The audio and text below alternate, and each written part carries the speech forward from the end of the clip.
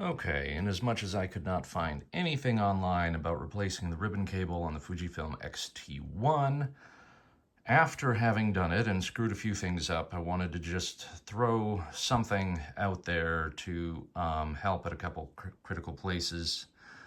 First of all, two parts of the body that you'll have to remove. This one right here, which lives right there.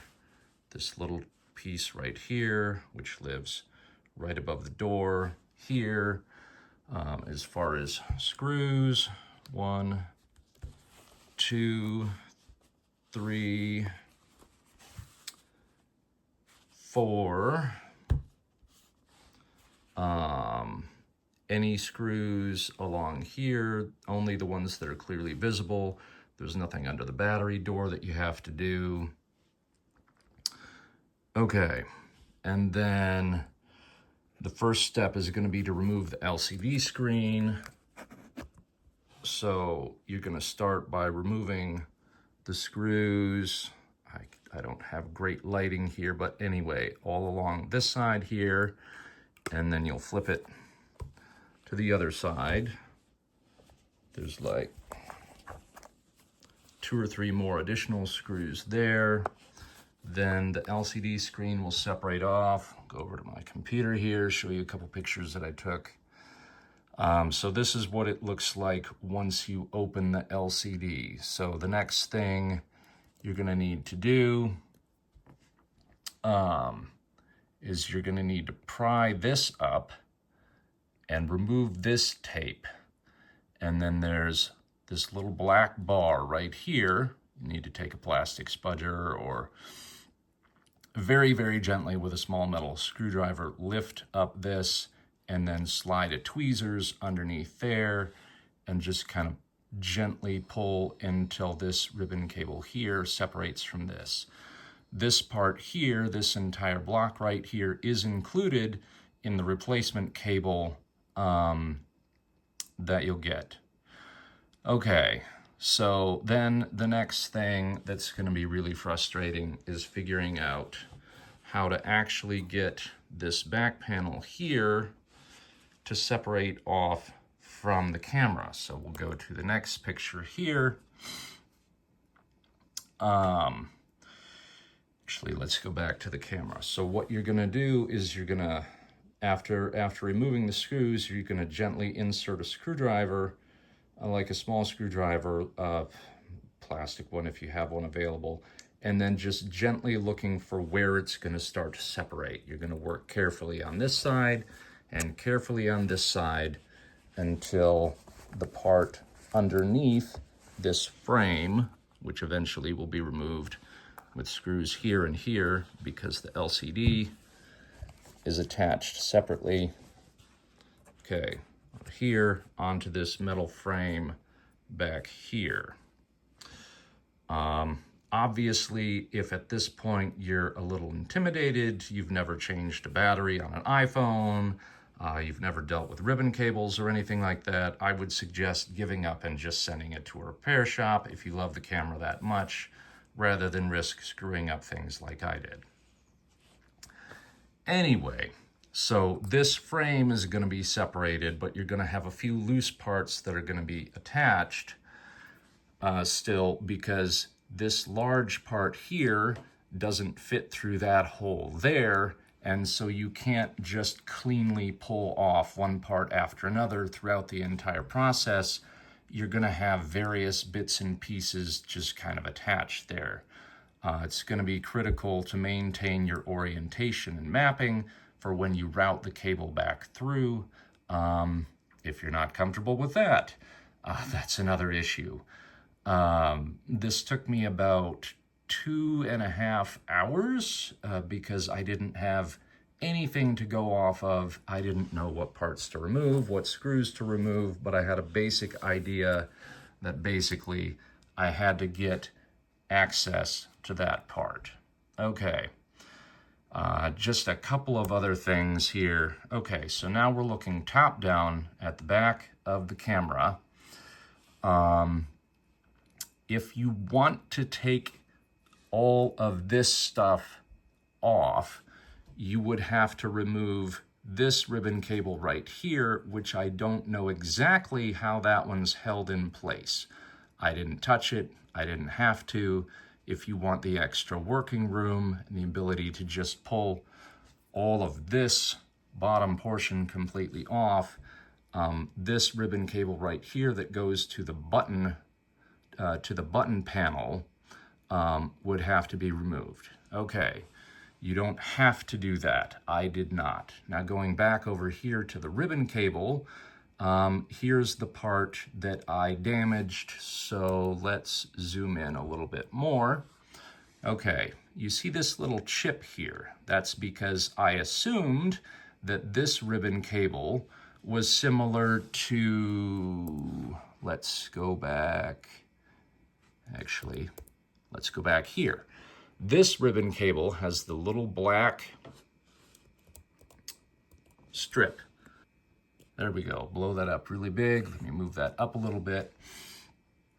This little black strip right here has to be lifted because this is a locking ribbon cable. So you raise that little black part up, and then you're able to pull the cable out. And then obviously the reverse, when you're putting it back together, start with this flap up, slide it in. It will take some effort and time and fidgeting, and then you fold that black piece down flat over the cover. Okay, back here and move forward to here. Okay, so this picture right here, this is before I had damaged it. Okay, this is just a little bit of weather sealing that you're gonna have to peel up from the left side of the camera gently and just remove it. I left a tab over here attached. And then I didn't bother gluing this back down. I figure at this age, the camera's weather sealing is so compromised in other areas that it doesn't really matter. You may wish to obsess over it. That's entirely up to you. Anyway, so let's go up a little bit over to here. You see this little black piece here is very small, and it looks a lot like the other one that had to be lifted. So I'm poking along under here with my screwdriver, trying to lift, and then let's go to the next photograph. Over here, you can see how I busted this up, off, and this is entirely a friction fit ribbon cable. You do not have to lift or release anything. So that's an area you're going to want to pay careful attention to. Do not try to lift this. And if you do lift it, it is possible to get the new ribbon cable underneath these pins. I was able to do it, but as you'll see later when I turn the camera on, I'm not really happy with the feed I'm getting from the cable, and it probably has to deal with that mistake I made right there. So do not do that. Just let's back up a little bit. Right here, you're gonna grab this piece of tape, which will be important later. You'll want to scavenge this and put it on your new ribbon cable and just gently pull straight down. Just straight down gently. You might have to work it back and forth a little bit. Okay, then with the new ribbon cable, you need to feed it through your parts, starting from the back, going this way. There's enough slack. You don't have to stress too much about working with, no headroom. There's enough room to get your hands in there and actually work on it. You're going to want to scavenge this tape off of your old ribbon cable, put it on the new ribbon cable at approximately the same distance down from the end of the gold pins. Just kind of hold them side by side and compare. This makes it 100%, actually 1000% easier when you're inserting the new cable, because it gives you just enough rigidity to the ribbon cable to put it back up into that slot, if you can see that. Anyway, if you've made it this far, fantastic. If this was useful, fantastic. the X-T1 is a nice camera. It's fun, it's finicky, it has its strengths and weaknesses, it has a wonderful sensor. If your LCD screen is out, this might be what the issue is. It's not too difficult if you have some technical ability.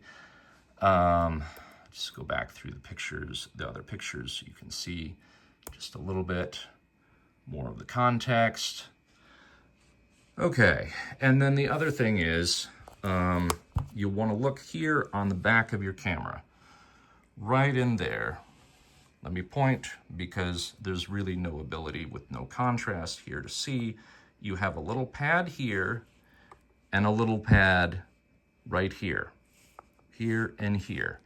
I thought there might be screws hid underneath there, so I went ahead and pulled those pads off. Turns out those little pads hold a little magnet, if you can see it right there, that basically helps the back of the screen to snap back in place. So that's going to have to be glued on later. As far as replacing these parts, what I did last time, I had to take this apart to trim the rubber down a little bit because it had swollen and was separating. That worked pretty well. Is I took a clear silicone, I used a 3cc syringe with a blunt, I don't know, maybe a 16 gauge needle, and just very gently lay little beads all along here of the silicone. And then, I don't have two hands free, but you're gonna wanna make sure you have gone to the bathroom, scratch your nose, whatever else you need to do, because then you're gonna have to hold that in place until it starts sealing up. So this might take anywhere between 10 minutes to a half an hour before you're really comfortable that when you release your hand, it's actually gonna stick. If you happen to take your hand off a little early, everything's still tacky. Typically you can just hold it another 5 minutes to get it back on. There are other types of glues. I would never recommend using super glue because you're gonna damage the plastic and no one else is ever gonna be able to repair your camera. Or if they can, you'll have to replace all of the rubber bits and the repair person will hate you and probably charge you more money. So anyway, that's basically it. And now let's turn it on. Okay, it was never the greatest LCD screen in the world when the camera was manufactured. I don't know if you can tell or not, but there's just a little bit of lining, it's a little bit darker and a little bit less clear, and I think it's because of the damage I did to where the ribbon cable inserts into the camera's main board. So, I mean, it's still usable, you know, menus, composition, whatever, but it's not going to be great for checking focus and whatnot. I would recommend using the EVF for that. Much clearer, better refresh rate, and you'll get a much better idea of what your picture looked like. So there you go. Put the plastic bits back on, and we have a mostly functional LCD screen, and I hope that was helpful. Have a great day.